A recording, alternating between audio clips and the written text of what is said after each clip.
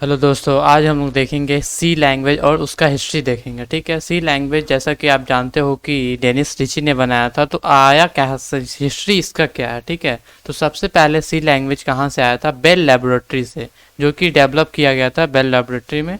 ठीक है। जो कि यूएसए में 1972 में डेवलप किया गया था। ठीक है। जो कि डेनिस रिची के द्वारा डिज़ाइन किया गया था। ठीक है। उसके बाद हमारा जो था, ये जो एज इसके अलावा बहुत सारे लैंग्वेज हमारे पास थे, जैसे कि पास्कल थे। ठीक है।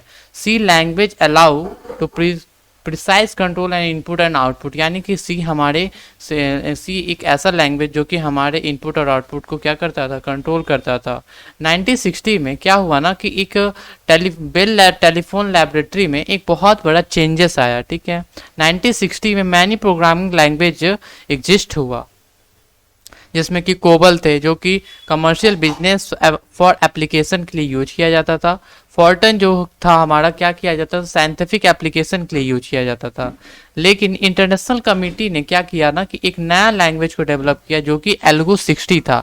लेकिन ये कभी लैंग्वेज पॉपुलर ही नहीं हुआ, क्योंकि ये जो था ना, बहुत इसमें इम्प्रूवमेंट करने की ज़रूरत थी।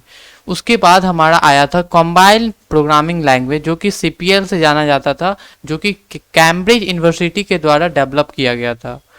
ये भी जो क्या था ना, ये भी पॉपुलर ज़्यादा नहीं हो पाया, क्योंकि ये जो था ना बहुत डिफ़िकल्ट टू लर्न था।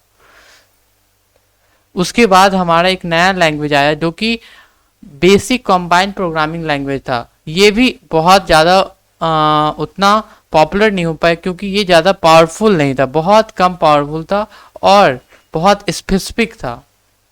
उसके बाद केम थॉमसन, जो कि बेल लैब में थे, उन्होंने एक ऐसा लैंग्वेज डेवलप किया जो जिनको बी लैंग्वेज से जाना जाता था। ये बहुत सीपीएल के जैसा सिंप्लीफाई था, लेकिन बीपीसी जो बीसीपीएल जो था, बेसिक कॉम्बाइंड प्रोग्रामिंग लैंग्वेज, इससे कुछ थोड़ा सा स्पेसिफिक था।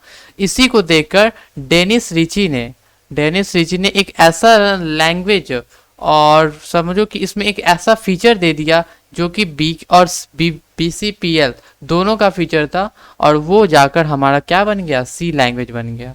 समझ में आया सी लैंग्वेज कैसे होता है? आया सी लैंग्वेज का कहाँ से हम लोग को ओरिजिन हुआ? सबसे पहले इसका 1972 में बेल लैबोरेटरी में इसका फाउंड हुआ था, जो कि यूएसए में है। डेनिस रिची ने फाउंड किया। लेकिन ये आने से पहले हमारे पास बहुत लैंग्वेज ऑलरेडी थे, जैसे कि पास्कल था। ठीक है। कोबोल थे, फॉर्टेन थे, एल्गो 60 थे, सीपीएल थे, बीसीपीएल थे। ठीक है। लेकिन इन सब में कुछ ना कुछ प्रॉब्लम था। तब जाकर एक केन थॉमसन, जो कि बी लैंग्वेज का फाउंडर किए थे, ये ज़्यादा सिंप्लीफाई भी था सीपीएल के जैसे और बीसीपीएल के जैसे, इसमें कुछ स्पेसिफिक फीचर्स भी थे, और उसी को डेनिस रिची ने मिलाकर सी लैंग्वेज का फाउंड किया। समझ में आया? Thank you.